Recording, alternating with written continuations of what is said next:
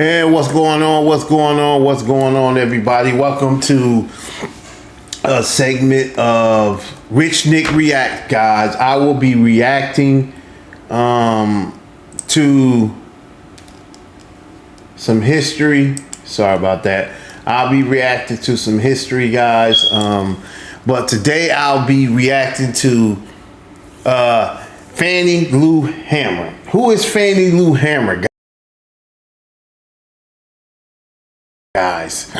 Fannie Lou Hamer was an African-American civil rights activist who fought for voting rights, racial equality, and economic justice for Black Americans during the civil rights movement. She became one of the most powerful voices of voting rights in the United States. And she was 44 years old, I'm not mistaken, when she started. And Hamer's activist in the civil rights movement in the 1962. She was born October 6, 1977 in Montgomery County. You guys know what Montgomery County is. That's in Alabama, guys. So I'll be reacting to her video, and let's get started in this video, guys.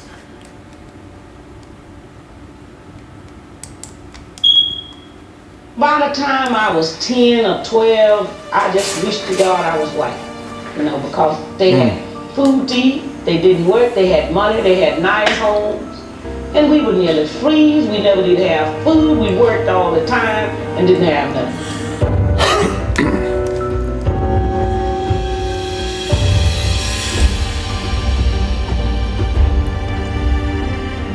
We all lived on Marlowe's plantation. Now, back in that days, this back in my mom's era, my mom they pick cotton. They, you know what I'm saying, pick cotton. My father, back then, you had to quit school to help support the family and things of that nature. So I already know, could understand like what she's getting ready to get into, explaining where you see she's working and on the plantation at that. I guess this time, on this time, I don't know if they could leave whenever they wanted to, but we'll see. They do work on the Marlowe's plantation. She worked there like 18 years. The persons who worked on the plantations, the sharecroppers, could not leave on this her free will. Oh, so you couldn't. Neo-slavery, because it was in fact slavery. Miss Hamer, she was 44 years old and had never lived any place but on a plantation. Damn. And so she wanted to go. Now that's gotta be kind of hard if that's the only place you stayed was on the plantation. Could you guys imagine that? Could you guys imagine the turmoil and the things that they went through back then? You picking cotton, you know what I'm saying? And then let's not forget about slavery, because they picked cotton from sun up to sundown. Yeah, they were hostages, really. They couldn't leave without approval of the plantation owner. And they didn't get much money, so they didn't have a lot of money to run away with. All of what they had accumulated was taken away from them by an overseer, a white overseer on the plantation, who poisoned them to youth and destroyed their crops and disabled their automobile. But Miss Hamer, she was a very determined person. Miss Hamer. And she had been trying all I said Hamer. It's Miss Hamer. The direction of Fannie Lou Hamer's said her last name wrong. Changed in August 1962 when the Student Nonviolent Coordinating Committee, or SNCC, held a public meeting in nearby Ruleville. I can remember in 1962, this lady named Mary Tucker. She and my mom were best of friends.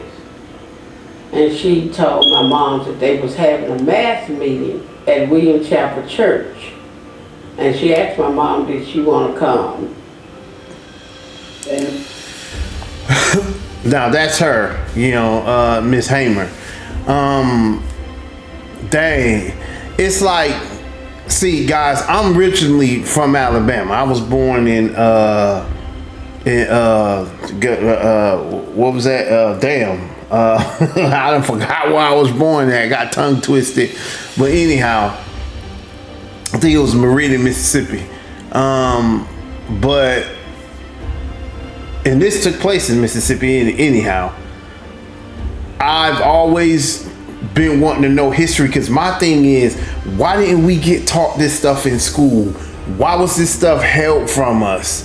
Because the only thing they taught us in school was Christopher Columbus sailed the blue ocean, about slavery, certain parts of slavery. That's it, that we were slaves, and the Pilgrims and all that. But we was never taught about women like this, or men, that did things and stuff. So I've been looking in history lately, and I'm like, dang, I've been coming across stuff like, dang, we never learned this in school.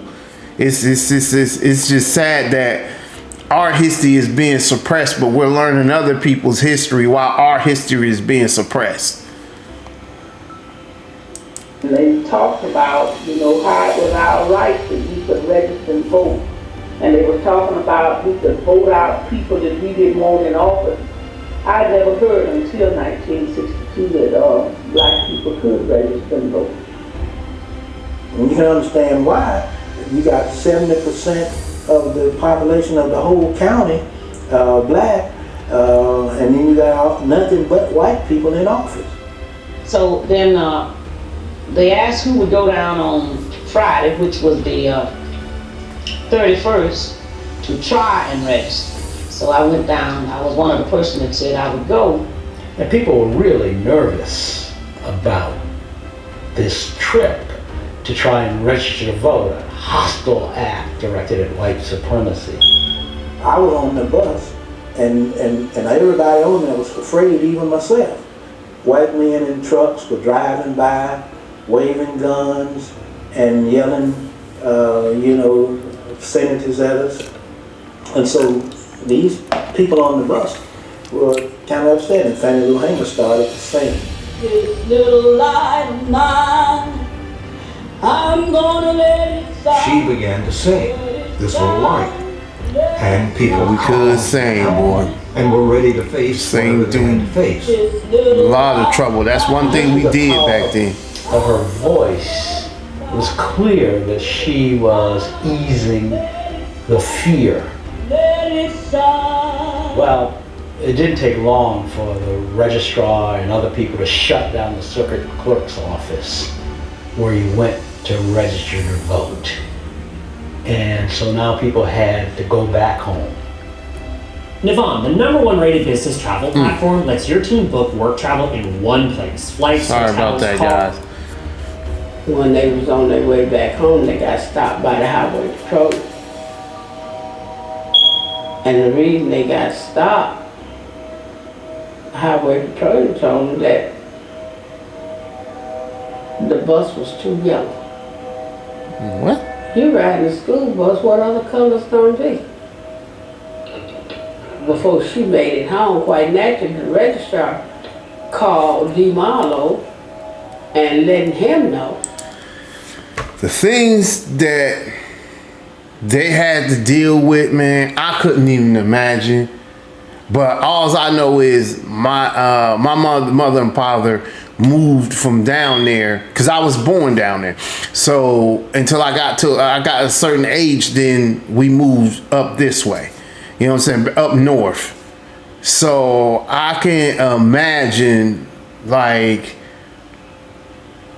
what they had to go through, living in fear, being tormented, having crosses burned in your yard, seeing family members being drugged out the house. It's just, it upsets you. You know what I'm saying, when you think about it, because I have a deep passion and love for my people. So like I said, you know, I come across a lot of stuff. I'm like, dang, I didn't know this. I didn't know that.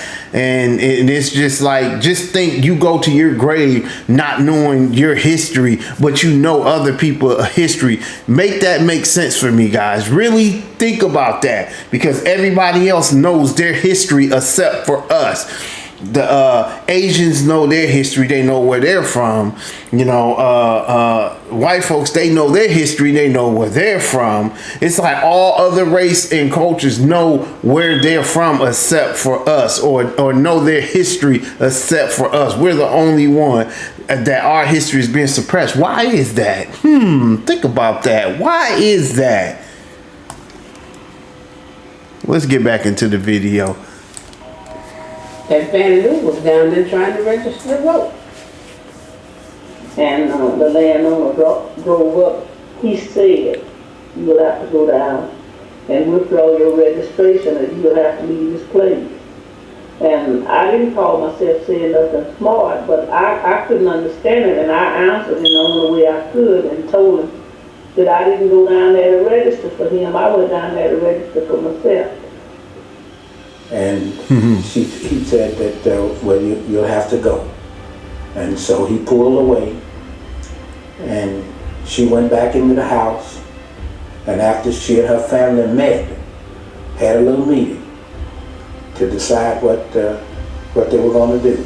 She would leave her husband and her 2 daughters on the plantation, and that she would leave so that they could bring in the crop, so that they wouldn't owe the plantation owner any money. Daddy took Mama to Miss Mary Tucker's house. On the 10th of September of 1962, I'm wondering who is this lady right some here? kind of way that Mama was. She must be related to her. So we all got together, packed up some clothes, and he got my mom and took her to Sumner, Mississippi. Mr. Hamer's premonition was accurate. That very night, the Tucker house was attacked. The 10th of September is when they shot in that house 16 times, you know, to kill him. Dang. Wow. On the bus trip to register to vote, Mrs. Hamer had caught the eye of civil rights organizers who then wanted her to attend a SNCC conference in Nashville. Bob Moses called me and told me to go and find the lady who did the singing on the bus. I found her up in Tallahatchie County in a little shack, plantation shack. And I walk into the room, there's this wing-back chair with the back to the door. And pot-belly stove, coal burning, red. And I said, Bob Moses. Just look at that. That's the way they lived back then, how they heated. They didn't, I don't, if I'm not mistaken, it was like, what are those, like lanterns or what, and candles. I don't think it was electricity, if I'm not mistaken, guys, but that's how they heated their house, you know, back then. Now, you know, it's a luxury for everybody. Everybody complain about stuff and a whole lot of stuff, you know, and you gotta look.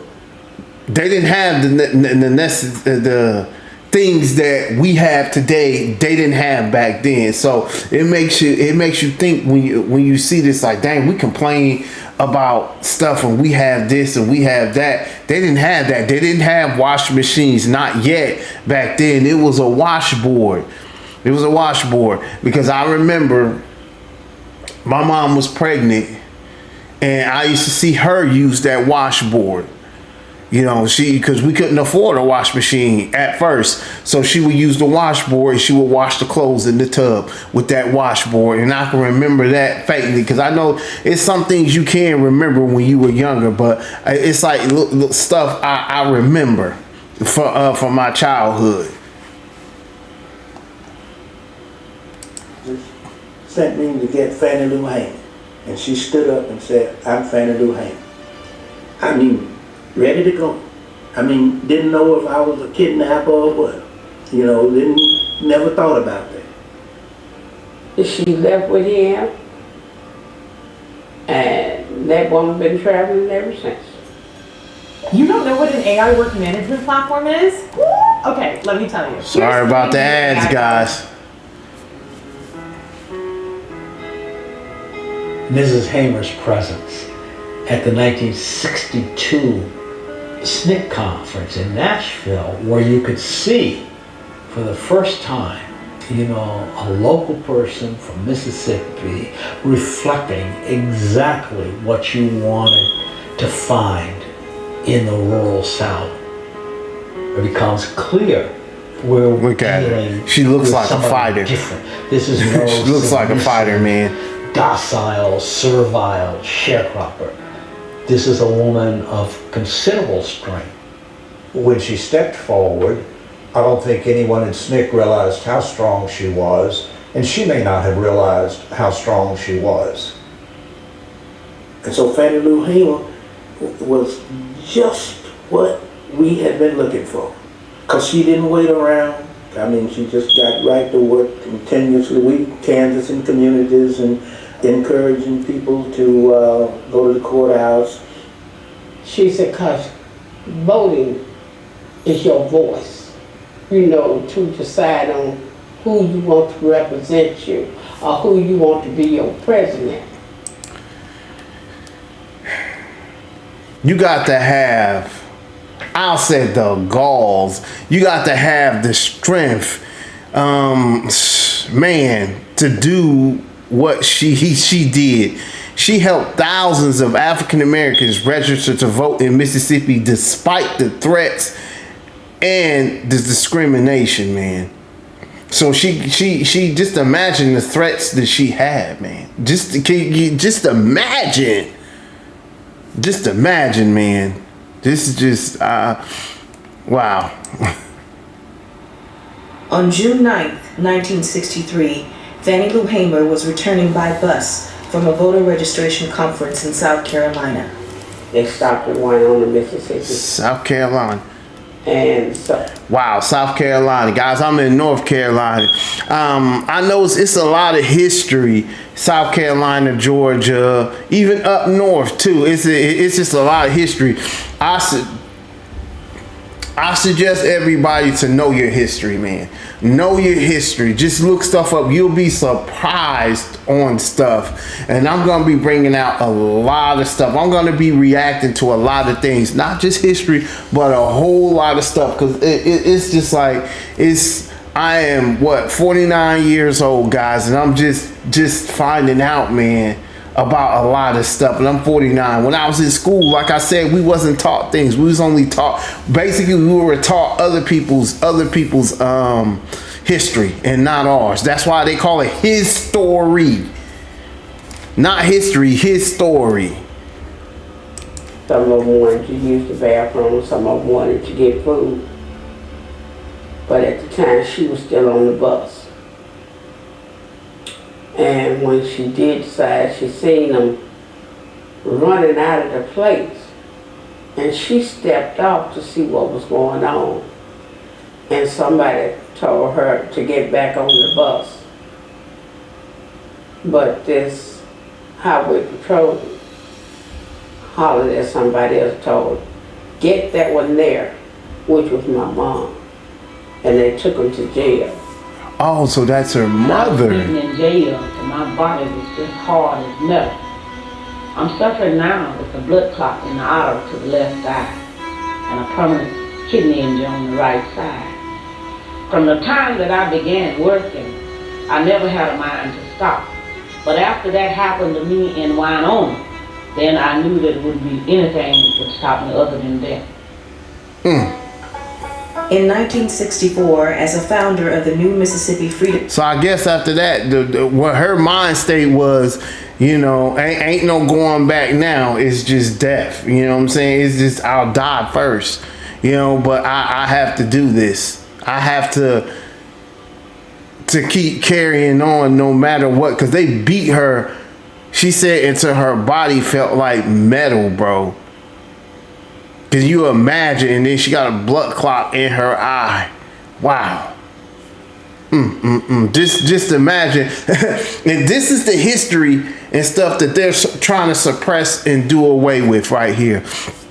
Is why they're trying to do away with Black history, because the things that I have come across and stuff, I see why they would want to get, you know what I'm saying, get rid of Black history, because they did some terrible stuff to us. But I'm gonna bring it out. The Democratic Party, Fannie Lou Hamer ran for Congress. Walked into the Secretary of State's office, and this white lady said, what you niggas want? Said, we looked at her, and then Miss Hamer said, well, I want to run for Congress. And so she's surprised. She looked at us, and then she go back in there and she says, hey y'all. So there's two niggas out here say they want to run for Congress. 10, 15 eyes are now on us, you know? And so we started standing there, and so she come and put this pile of papers on the counter and said, fill these out. Fannie Lou and I go out into the corridor up there and fill out the papers, bring them back. She says, okay, this is okay, but you need a cashier check, $500 made out to the Democratic Party Executive Committee. So we go out into the corridor to the phone booth, call the COFO office in here, and tell them that we need $500. They said, don't move, stay there. Somebody will be there with the money. Okay. Sit around a while, then the guy shows up with the check. We take the check into the office, give it to the lady, and start to leave. She said, hold it. So there's one more step. Said at the time the candidate qualifies, the campaign manager has to sign these papers, and she said this is the last day to qualify. It's 4 o'clock.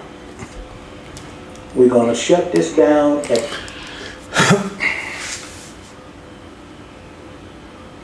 Now y'all know they did that to stop them from stopping her from trying to run for Congress, man.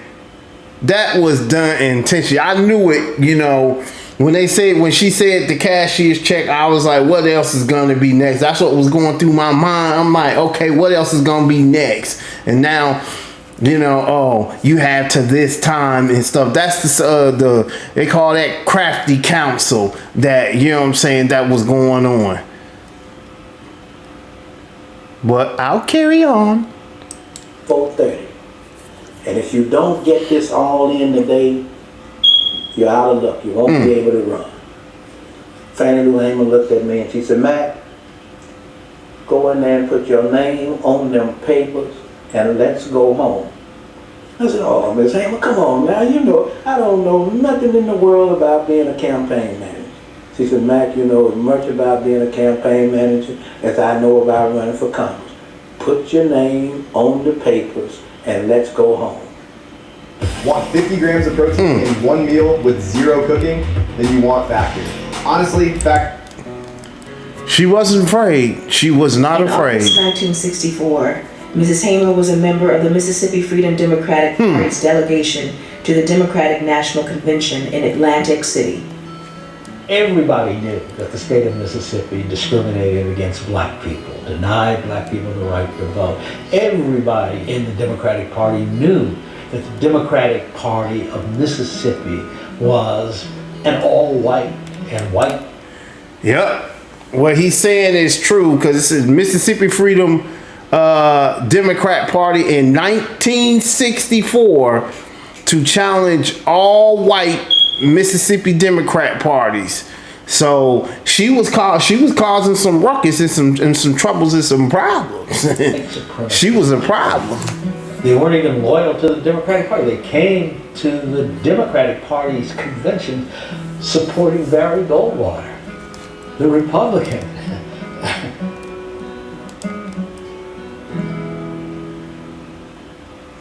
And they weren't registering really any black folks, really. Because we were carrying hundreds of people. And we carried over 1,000 people down there to make that application to register to vote. The right to vote was our whole reason for this. But we had to now, since we wasn't getting any place in Mississippi, we needed to now make the National Democratic Party put pressure on the local delegation to be Democratic. Our challenge before the Credentials Committee was to try to deny the credentials to the regular Democratic Party. Mrs. Hamer spoke before the Credentials Committee in 1964 in Atlantic City to let the Credentials Committee know that the integrated delegation should be seated as opposed to the old white guard.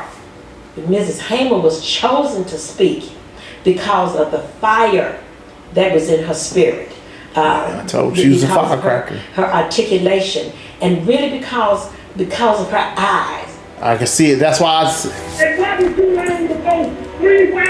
that's what I said earlier. I said you can see it. You can see it in her. You can see it in her eyes. She's a fighter. She's a fighter. She just made up in her mind. She wasn't scared of death. She was just tired. She was tired of being oppressed. She was tired of being discriminated against.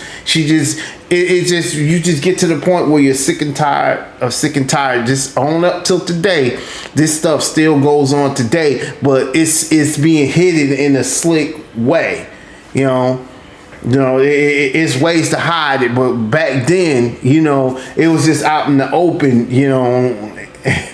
I'm getting tongue twisted, you guys, because I'm passionate about this.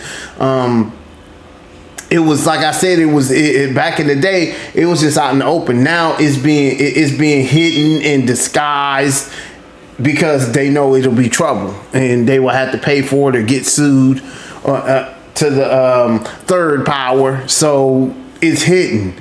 But back then, it will just come out. Hey, you N-word, or hey, you know what I'm saying? It's like they said when she went up in there. Hey, we got some out there that's wanting to vote. So, but I mean,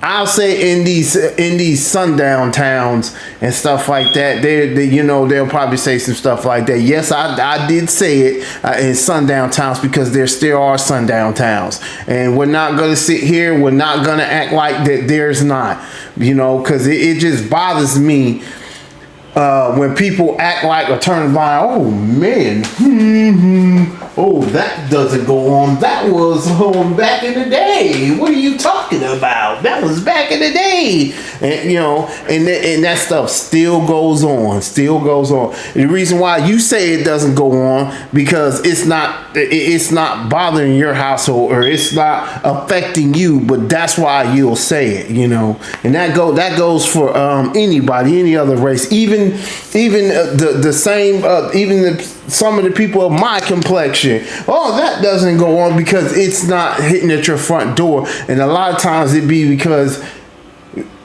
they're making money and stuff. I'm gonna get started. Let me get back into this video.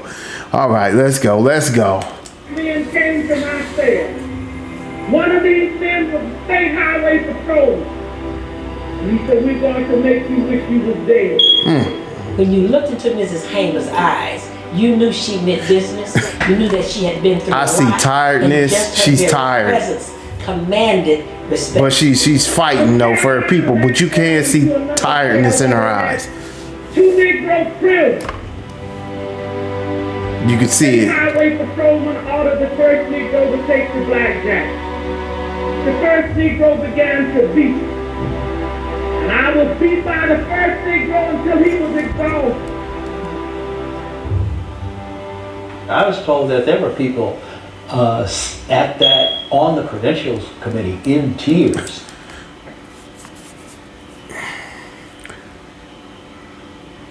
I'm gonna say this, guys, and I'll prove it in another reaction video.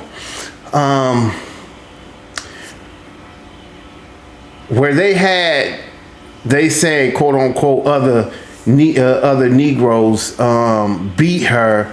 That's how black on black crime started. That's how black on black violence started, because back in slavery, for the entertainment of I don't know if I could say it, of the white folks, you know, we used to have to fight each other till death. So that's what black on black crime. And if you don't believe me, go look it up. Go look it up. Trust and believe. Everything I'm saying is facts, and I'm gonna bring it out.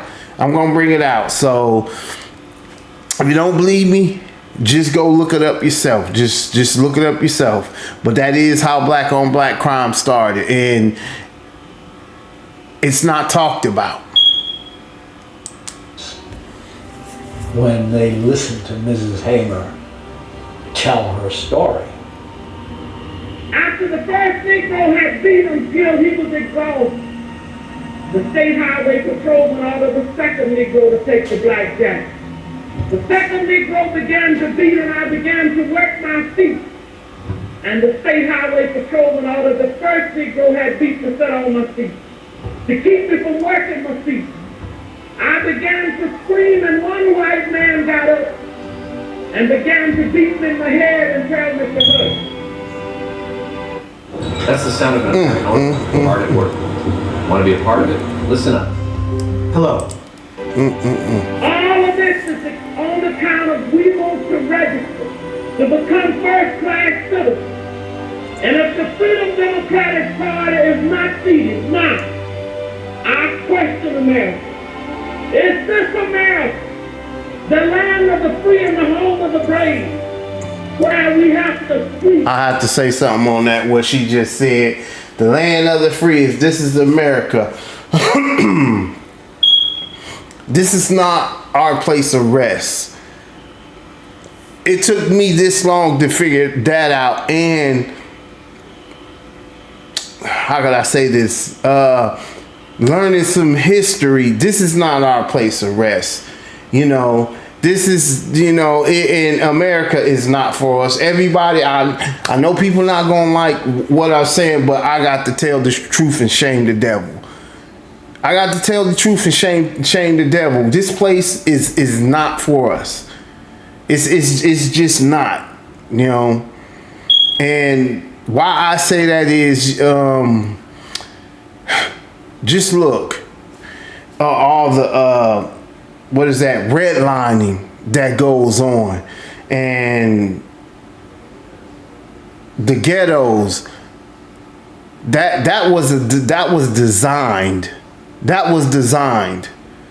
If you take some people and put them on top of each other, and they're in poverty, and they're starving, and they don't have the things that they need, they're going to be angry and they're going to act out. Who are they going to act out on? Oh, they're going to act out on the people around them.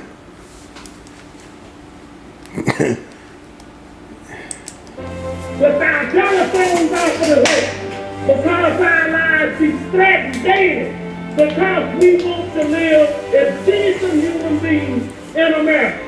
Thank you.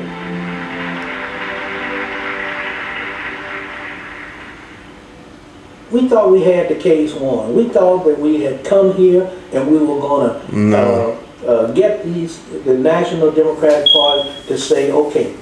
With Mrs. Hamer's testimony at that moment, without knowing, you know, the kind of arm twisting that was going on in the background, the kind of threats being made by the White House, Lyndon Johnson's White House, it seemed as if, to me, there would be an actual vote permitted on whether or not to seat the NFDP. And my feeling was that if you got that vote, a majority of the convention would vote to seat the Mississippi Freedom Democratic Party.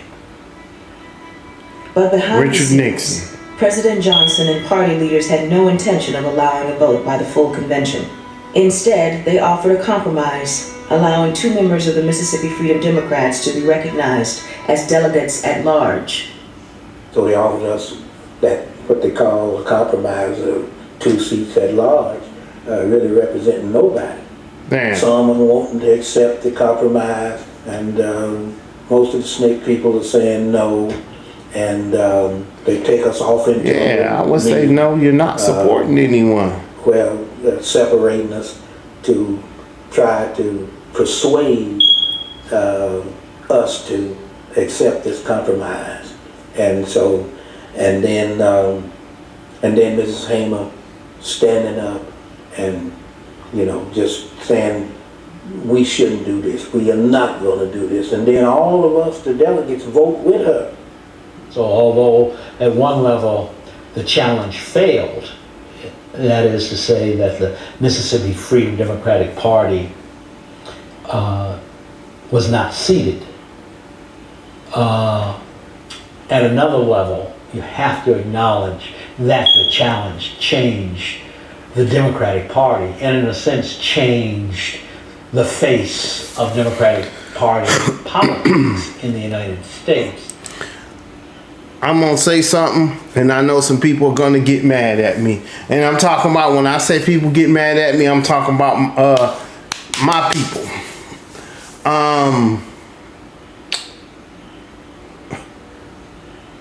We're not supposed to be voting anyway. Voting is not gonna get us anywhere, and why I say that is, let me pull the camera close. Come here, come here, come closer, come a little closer. Your vote does not matter. And why I say that is, you got to look. Every time, it's like we're in an abusive relationship. We're always looking for the other nations to do something for us. And it's the same thing. I'm going to go and vote for such and such. You know what I'm saying? You get lied to. And only thing... and nothing ever changes. It's just like, that's like I said, it's like being in an abusive relationship. You just keep coming back for more, keep coming back for more.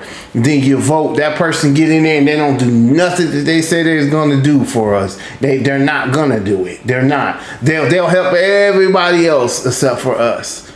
Everybody else make laws for other nations except for us.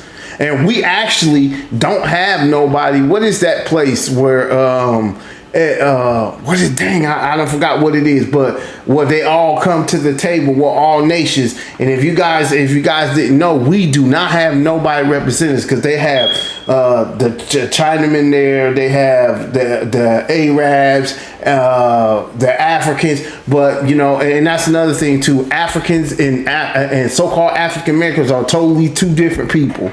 You know what I'm saying? That you can look up too. But anyhow, we don't have anybody to represent us. So it's just, voting is not for us. It doesn't help. It's just like you're voting one slave master over another one. You know what I'm saying? That's all you're doing. You're putting one slave master over. And I do know it does state in the Bible that you're not supposed to put other nations over you. You're supposed to have your own people over you. We don't even have an army. We don't have an army. We don't have nobody. We're the only people that don't. We're the only people that don't. Just if you think I'm lying, look it up. So-called African Americans. Notice I said so-called. You know what I'm saying? Because we're not African Americans. Those are the two African and American. Those are the name of two explorers. You know what I'm saying? What is it? Leo Schiffer Africanus. And America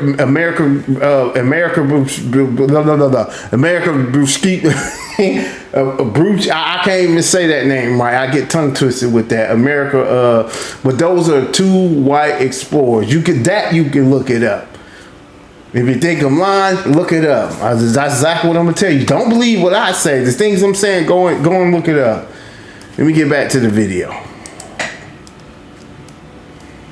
Shortly after the convention, Fannie Lou Hamer joined fellow SNCC activists on a trip to Africa. She became really proud and more of statesmanlike. You know, I think when she saw these African people and the way the leadership there, and she just kind of this lifted her. It was just remarkable. I saw some of the most intelligent people, people, because I had never in my life seen, where black people running banks. I'd never seen nobody, behind a counter in a bank. I had never seen nobody black running the government in my life. So it was quite a revelation to me, it was because I was really learning something for the first time, because then I could feel myself never ever being ashamed of my ancestors and my background. Shouldn't. After the 1964 elections, the Mississippi Freedom Democratic Party challenged the legitimacy of Mississippi's congressional delegation. Fannie Lou Hamer was one of 3 women who traveled to Washington to oppose the seating of 5 Mississippi congressmen. For the opening vote, the black ladies are asked to stand, and they gave them a seat finally, in the back of the U.S. House of Representatives. I wouldn't be surprised. That challenge allowed Fannie Lou Hamer, Victoria Gray, and Anna Devine to be the first black women to be seated on the House floor while the challenge were heard. Despite her role in the national civil rights movement, Fannie Lou Hamer remained active in her local community. She starts doing the most practical kinds of things and telling people, plant tomatoes. We're hungry. Plant beans. Plant okra. Yeah.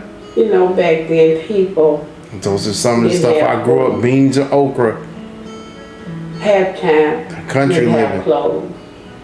And when she would go to different areas... So this is her daughter, guys. She would tell them that, people down here in the South, they needed clothes, they needed food. And they would send boxes and boxes and boxes of clothes. Our front porch would be stacked up with boxes with clothes. I watched this lady sit out in her front yard and peel peaches and pears and put them up in jars. My wife called me lazy because I never do the things I say I'll do. I thought it was depression. We were both wrong. Can't stand those ads. We just thought, if we had land to grow some stuff, Look like collard greens right there. it would be a help to us, because living on the farm, on some plantation, they still don't give you a place to grow stuff. So we founded Freedom Farms in 1969, and we grew our own vegetables, like butter beans, peas, okra, I grew up on all of that. and then We had a garden. the plan of the thing is that it can grow to produce enough that people just won't know what hunger is. It's best to grow your own garden, because I remember we had 2 gardens. We stayed out in the country when we moved up here up north, and it was in Ohio, and my dad had got this house. It was a big house, and it had so much, hundreds of acres. We had 2 gardens, one up the hill and one down the hill, and we had to carry buckets of waters. But I do remember going out to that garden and picking picking like vegetables, the same beans, the okras. I grew up on that stuff, watermelon, anything you can name it. And we also lived, my dad had chickens, and I used to remember him slaughtering them in the basement, cutting the chicken head off, and then seeing the chicken run around, without its head. So, it's good to grow your own food, because now there's a lot of stuff that's being put, that's being put in our foods today. She had a component of that Freedom Farm called a pig bank, where pigs is not good for you guys. Pork. Council of Negro Women. A pig doesn't sweat. Accumulate some pigs. If a family came in and they were willing to take a piglet, and the pigs clean the earth. The pigs eat anything and they don't sweat. So you're eating that toxin. To replenish the bank so that she could give more people. Mrs. Hamer looked out for Rouville, for Sunflower County, and she shared whatever earnings she received so often with people in the community? She would buy lots so their house could be built on that lot. She believed that a That's what I'm family talking about. ought to have a house. If we would do things like that, we'll be better off. Because other nations don't depend on other people. For instance, look at the Chinese. They have Chinatown. They'll come here and they can make a Chinatown, you know. See, if we would do that, come together and do the thing she did. She was buying lots and just giving it to people so they can build their houses on it. And just imagine you growing food and you're feeding your neighborhood. You know, I guess they had as she said, a big garden, you know. So, man. They ought to have education, and they ought to have food and a job. I couldn't just afford to sit down and not do nothing. And I know something That's like right. that's happening. And when I knew I could say something, saying, you know, this is not right. And Strong sister. You know, do something about it. Indigenous leadership, you know, part of them. And you think about a person running for Congress sitting out in the yard shelling peas. She was able to encourage us to keep on moving. She was able to inspire and encourage us from her own physical pain. And she will go down in history as one of the greatest folk leaders that this country has ever produced. She was an awesome person. Whether she was cooking, whether she was singing, or whether she was trying to get somebody to go to the polls and register. Or whatever she did her part. And I say this, she was an awesome woman. I loved her. I still love her. I miss her. She had a great mother. She ought to be proud, you know what I'm saying? Fannie Lou Hamer died She on did a March lot. 14th, 1977. She was 59 years old. Her good friend Charles McLaurin She arranged died for the year I was land born. she owned.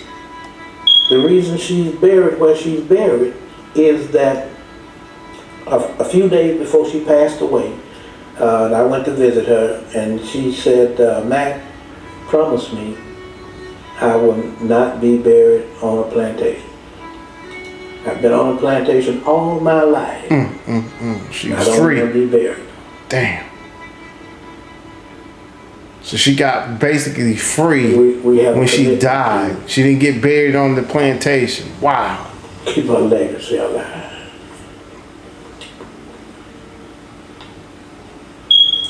The statue was one way that she'd always be standing tall in the Delta. Yeah, a statue of. I would love to go see that statue. We'd set it up as high as it set it, so that people who come to the statue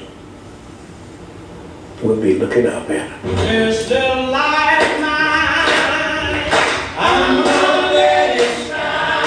Oh, Mr. Light Mine, I'm gonna let it shine. Mr. Light Mine, I'm gonna let it shine. Let it shine, let it shine, let it shine.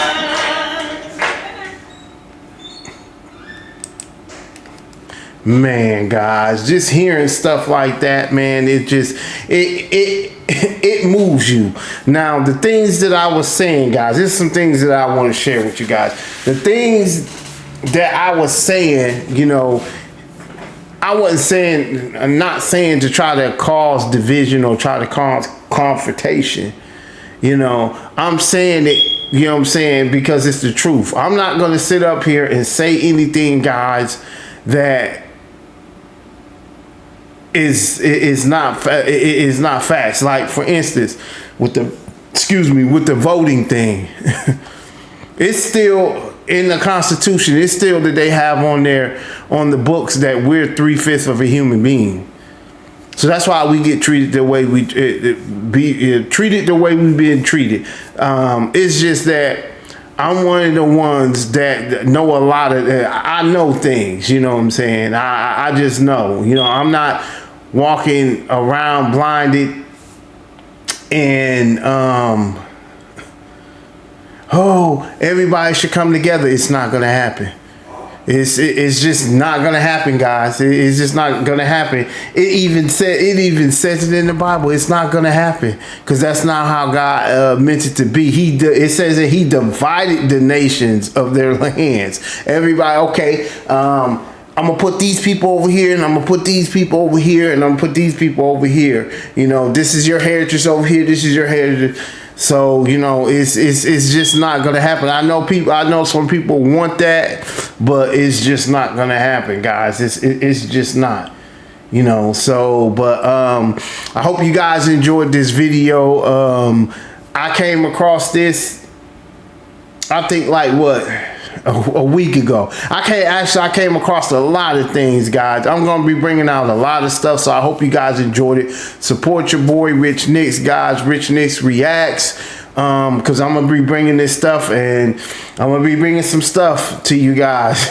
I'm gonna be reacting to some history. I'm gonna be reacting to basically all different types of things. So I hope you guys like it. If you did, don't forget to like, share, subscribe, and hit that post notification button so you'll get notified when Rich Nicks Reacts drops a video, guys. But this lady is legendary. It's just sad that we wasn't taught our history in school. It's basically, you're gonna have to learn it on your own, and that's what I've been doing, and teaching my children, showing them, you know who this is. They like, no, I don't even. It's some of our children didn't even know that slavery exist. Like I said, and while the video was going, that's why they're trying to do away with Black history. You know, so, and it's sad, you know, you got to teach your kids, because your kids will be going around and not knowing that, oh, this happened to your people, that happened, this happened, you know. So with that, guys, stay tuned in for the next video that I'm going to be dropping for you guys. It's your boy Rich Nicks, and I am out. Peace.